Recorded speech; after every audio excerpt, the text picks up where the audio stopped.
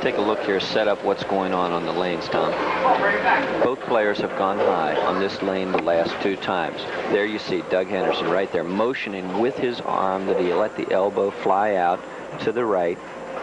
It's another tip we did, as a matter of fact. But it flies out to the right, creates the ball going left, going right straight through the heart.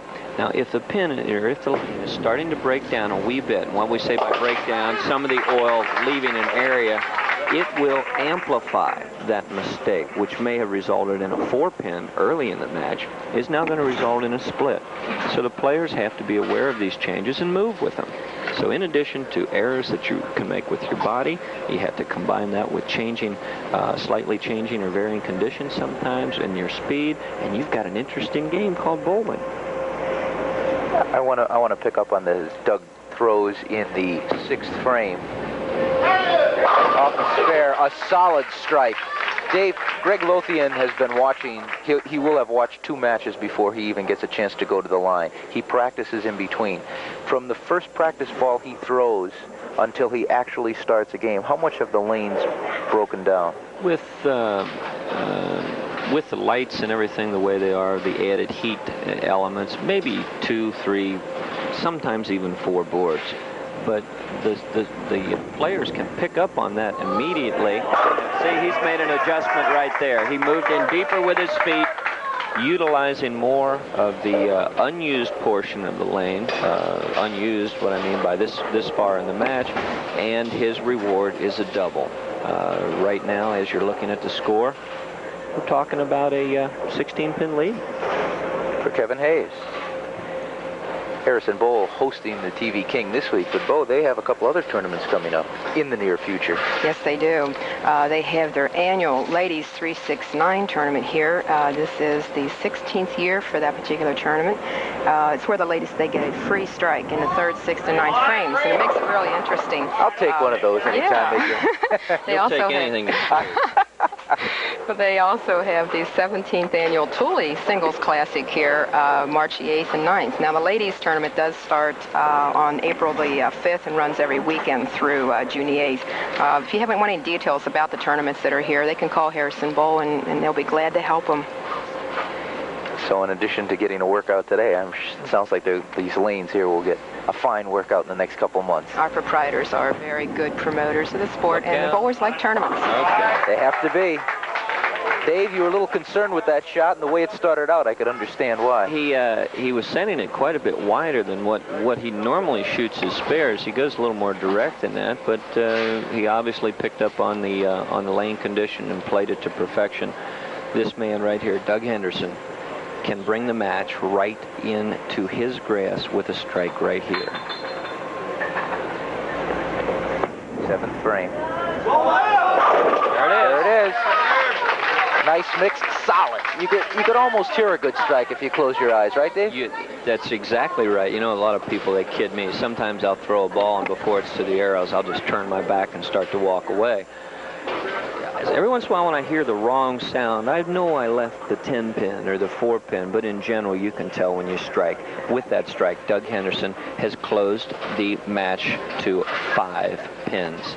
With this strike right here, he will go 5 pins in the lead.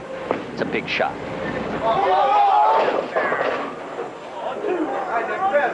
I'll tell you what, the results didn't look that good, but let's take a look at why he wound up with a split. Now, keep your eyes glued to the left-hand side of the screen, upper. Watch the head pin here, center. Go to the wall. Now watch it. Right in between the 4-7.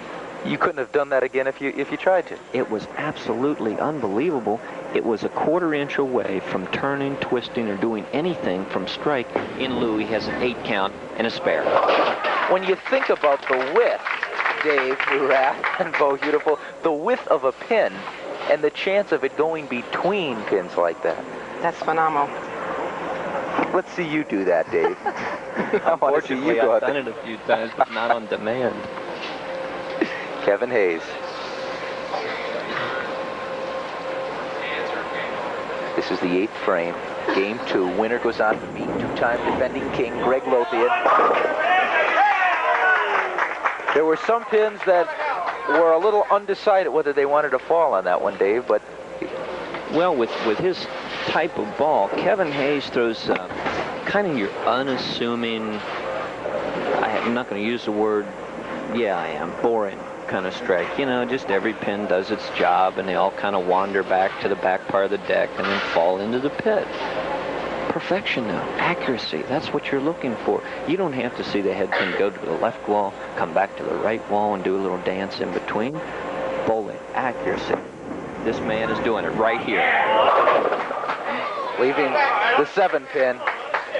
Unbelievable. What's he do? Critical 9th frame. We saw it last game. We're going to see it again right here. He throws a perfect shot. Absolutely perfect. Now watch. Head pin goes straight back. 2 pin goes to the wall, gets trapped in the channel. Normally that 2 pin would take out the 7. Not today. The match is not over. Dave, we mentioned that earlier in the week Kevin Hayes had a 300 game. How do you bowl after you have a 300 game? Oh, is the confidence level at your highest? Or You bet. You bet. Except for spare shoes. We want to see that tip of Dave Neurath. What happened, Dave? That's a shame. Well, I remember the frame before when I thought he might miss the thing?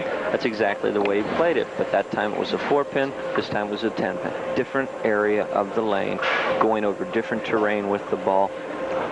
What I thought would happen last frame happened this frame, and that's a shame. Critical open in the 9th frame.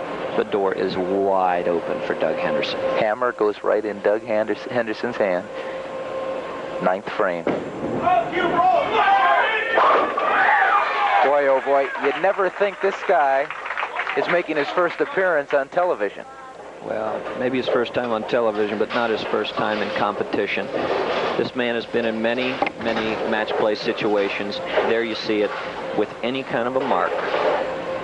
Doug Henderson is our winner. He's got 70, say 76 right now with a spare and then any kind of a mark. And that's exactly what Doug Henderson got as he goes on to a 216-201 win over Kevin Hayes, and he earns the right to meet 2-time defending king Greg Lothian in the championship of Hudepohl's TV King of Bowling.